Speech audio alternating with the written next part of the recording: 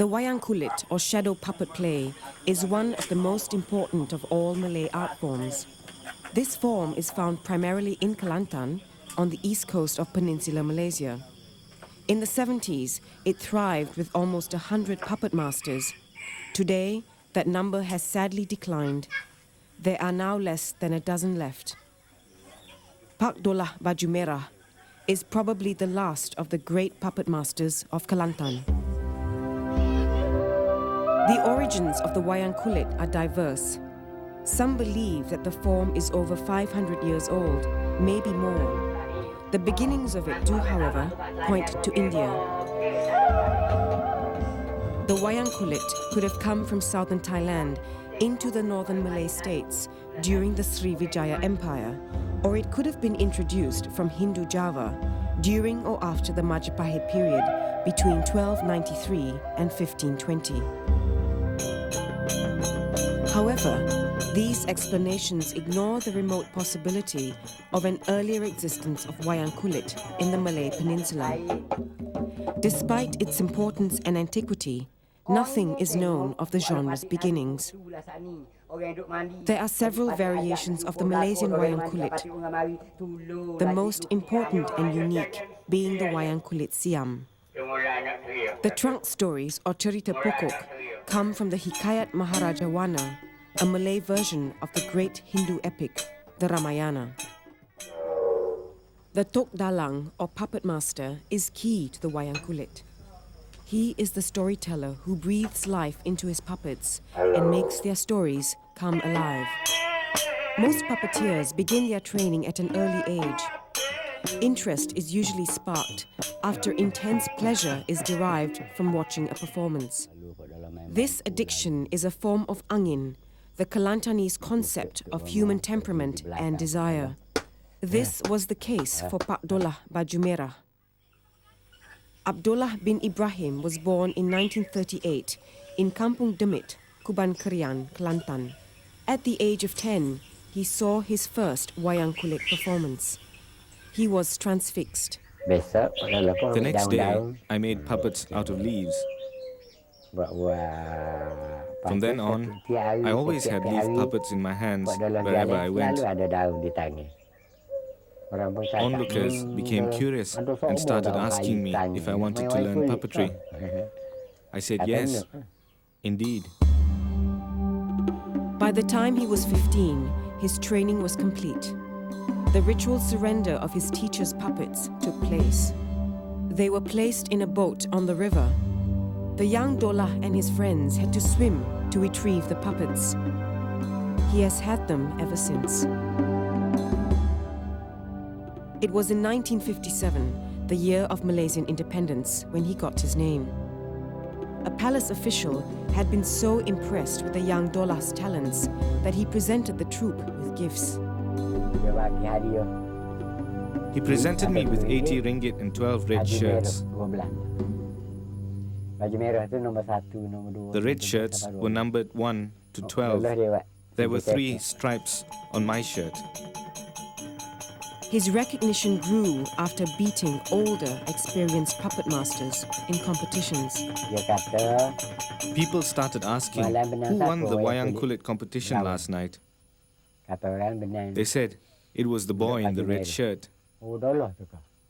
I kept winning again and again. I became known as Dollah of the red shirt. And so the legend began. Pak Dollah Baju Merah was hailed as a child genius, a master.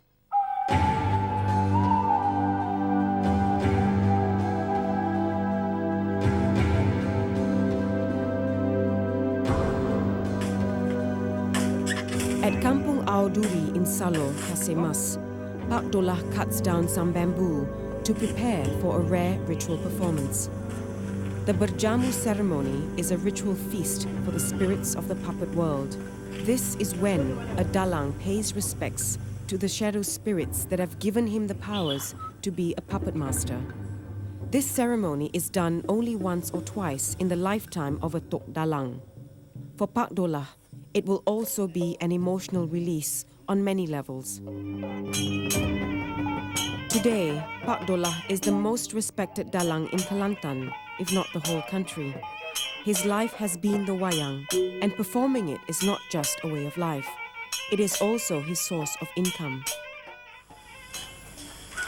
In 1990, everything changed. The new Kelantan state government led by PAS, a fundamentalist-led Islamic movement, banned the Wayang Kulit along with other folk forms such as Mak Yong, Manora and Main Pateri. 10 days after the ban, everything came to a halt. They said we can't perform Wayang Kulit because it uses chants. We can't perform because of that. They said it's blasphemous. For a puppeteer, the chanting acts as protection against evil beings and thieves. When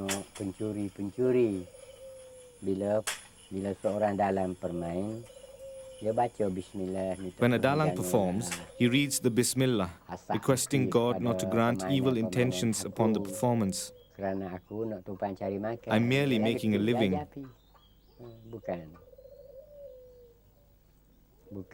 That's all there is to it, really.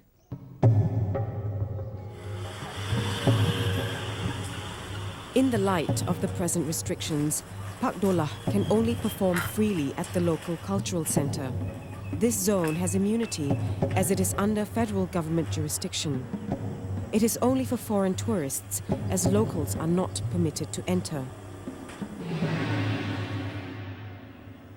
However, Pak Dollah only performs here up to 3 times a year for a minimal fee. From the 250 ringgit that they pay me each time, I have to pay for the cost of transportation, food, fees to the troupe. All I take home personally is 30 ringgit from each performance.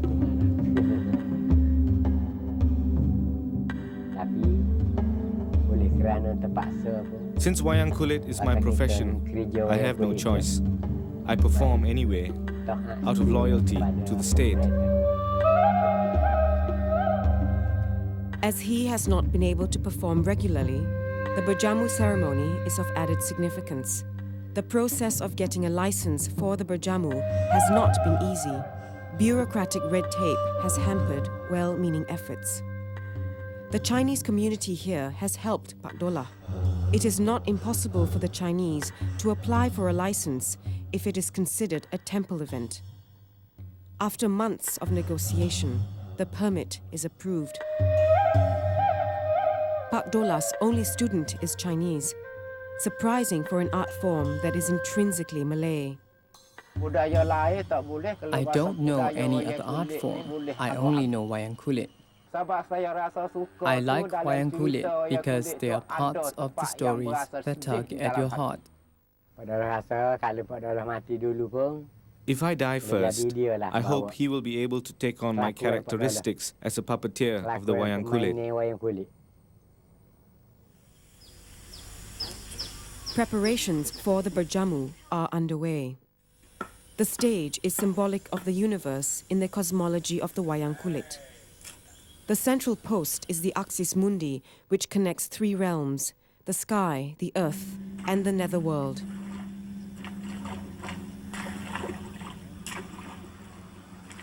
The berjamu will be held over 3 nights, culminating at dawn on the 4th day.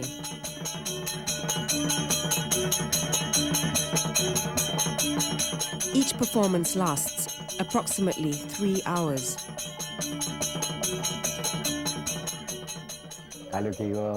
In terms of a performance event, I prefer performing in Kelantan because there are many supporters. In Kelantan, you sit on a newspaper, nibble nuts, and enjoy the performance. That's how it is in Kelantan.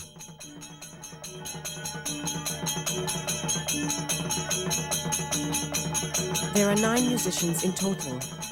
The primary instruments are the serunai, canang, geser, gong, and drums. In terms of music, all my musicians are skilled. In Kelantan, Nobody can beat us when it comes to music. I used to mix modern influences into my music. For example, when a female character walks, I made it more upbeat. Before, it was slower.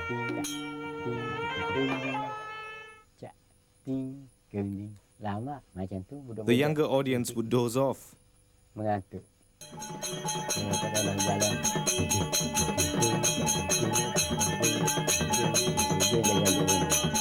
But when I changed the rhythm, the audience could not sit still.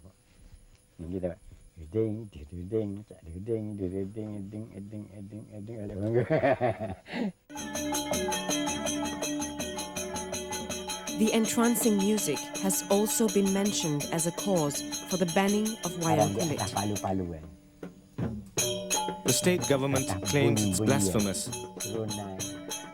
because of the drumming and the rhythms of the serunai, gong and drums, which produce wonderful sounds. Islam does not allow such beautiful sounds, but they have it anyway, like the call to prayer.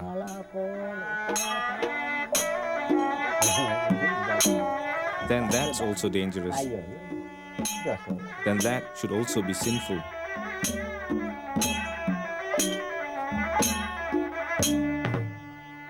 The performance begins with a swaying movement of the pohon beringin, or tree of life. Some scholars believe that it is symbolic of the child from Father Sky and Mother Earth. The Dalang Muda does the opening act.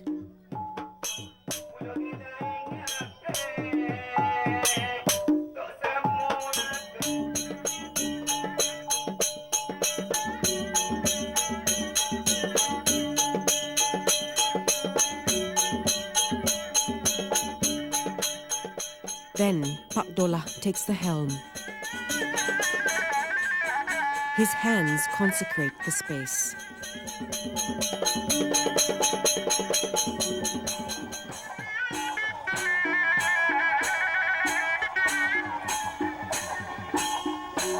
The first two nights consist of non-ritual performances. The story is about the trials and tribulations of Seri Rama's two sons, Kusi and Serawi. Orang lain tak bunuhmu, aku dua beranak ni lah bunuh aku.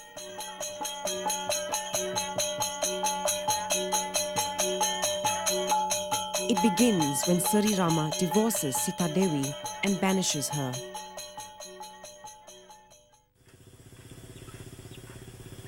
There are 400 puppets in the entire repertoire of the Wayang, but usually only 60 puppets are used at a time. The nobler characters are more refined, carved with more detail. Colors are important. The hero, Seri Rama, is always green. Laksmana, his brother, is pink. Hanuman, the monkey god, is white. Two other puppets crucial in the Wayang Kulit Siam are Pak Dollah and Mak Yong. Both are jesters, free to comment on the story through comedy. Pak Dollah and Mak Yong are anthropomorphic, able to be godlike and human. These two puppets are Pak Dollah's most prized possessions. They are at least 200 years old.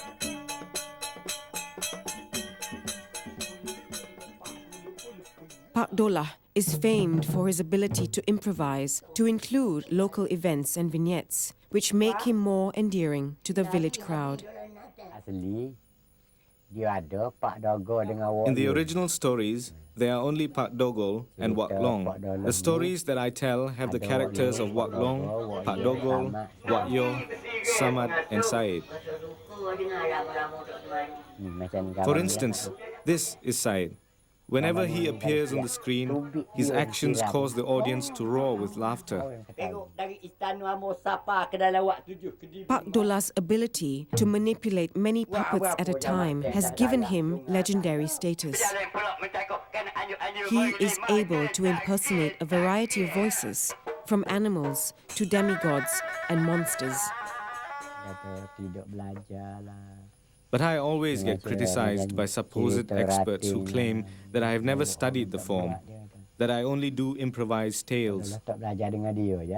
I didn't study under them, but I learned from other people. Untuk cerita wayang kulit ni, siapa sekali bijak pun dia tidak boleh kata pelawak. Nobody has the right to put down another puppeteer because our predecessors never laid down a Bible for the Wayang Kulit. Preparations continue for the berjamu ceremony the next day.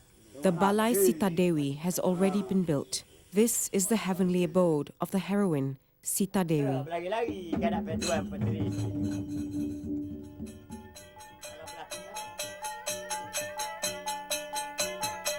On the second night, Sita Dewi has escaped to the home of her father, the wise Maharisi.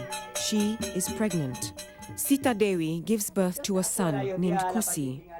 The wise Maharisi loves the child so much that he creates another child from wood, a splitting image of the firstborn. He names it Sarawi. The main conflicts rise from separation, banishment, transformation, heavenly pursuits, and the search for truth.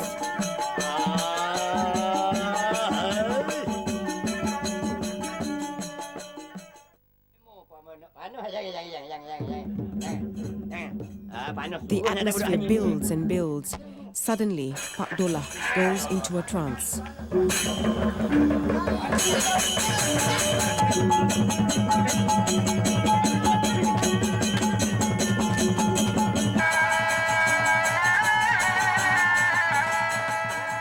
As the conflict intensifies, Sri Rama gets angry with two trespassers, not knowing that they are his sons.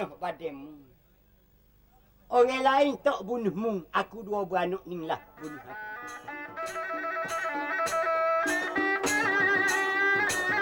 When Pak Dollah was young, he received an attractive offer which could have redefined his path in life. A long time ago, a man by the name of Mubin Shepherd wanted to take me to perform abroad. My father loved me too much to let me leave. Mr. Shepherd offered me 500 ringgit as a token sum, wanting me to travel with my craft, saying that I'd be a fortunate man someday. My father was adamant about not letting me go, although I really wanted to. So, he destroyed my puppets.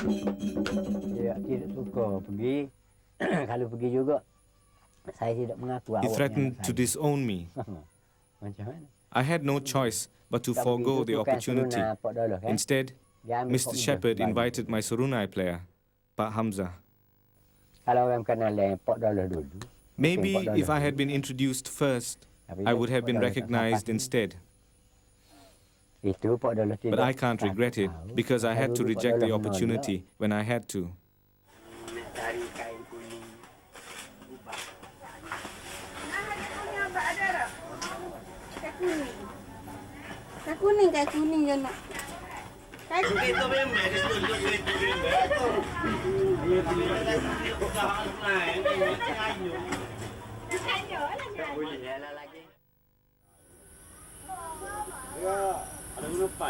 The third day is busy with preparations.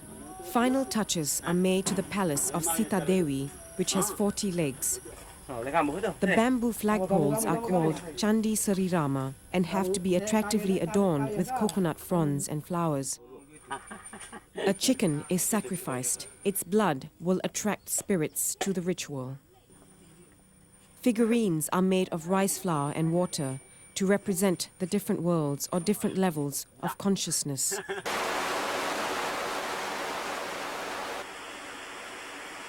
A downpour threatens to dampen the spirit of all involved.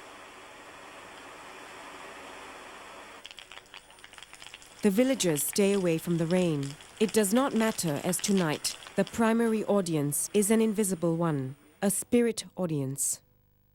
Pak Dollah is in good form. It is important that a dalang is allowed to perform the berjamu. The time has come for him to appease the spirits that have given him his power for over 50 years. Tonight will be a test of his faith and his endurance. Earlier, Sri Rama had ordered the death of his wife, but he now regrets his decision. Laksamana, his brother, reveals that he could not bring himself to kill her. Rama pursues Sita in an attempt to rekindle their love. Thus begins a chase that transcends worlds. Transformation ensues in the form of beasts, birds, fish, as this heavenly chase gains more and more momentum. Rama makes efforts to organize a conciliatory ritual to win his wife back. At this point, the two stories parallel each other.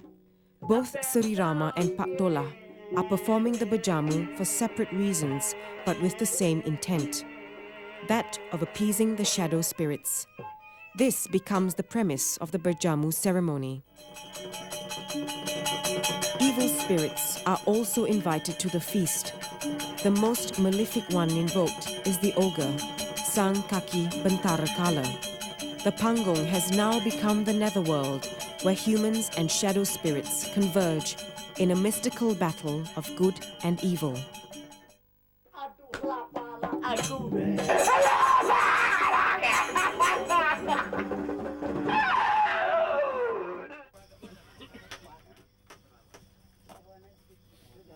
At dawn, the screen or kale is rolled up.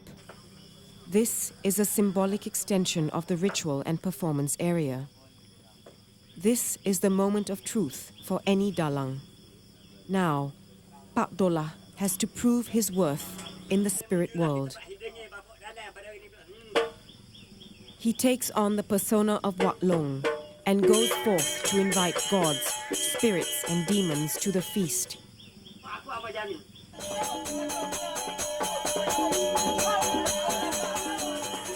He goes into a deep trance while taking on the identity of the puppet. As the trance is intense, an assistant restrains him from behind. The feast is literal as he plunges into the balai again and again. It serves to satisfy the tacit demands of the spirits by providing them with food offerings. He has to be restrained as they continue in their invisible fill.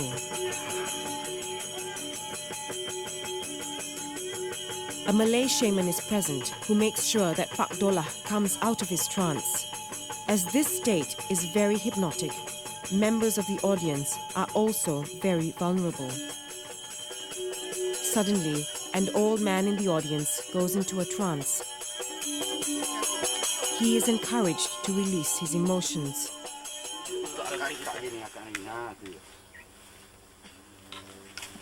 Once the spirits have eaten their fill, the offerings are taken away.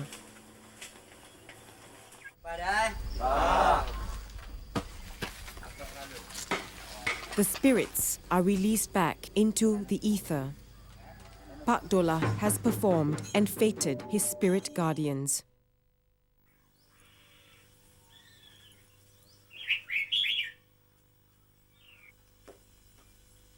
By choosing to live in Kelantan, he has remained sincere to his origins.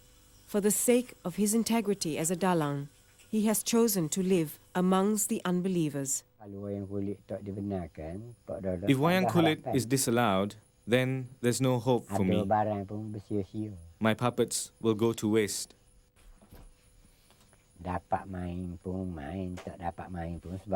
I'll perform whenever I can. I'm already getting old. It's just that after I die, I won't have anyone to replace me.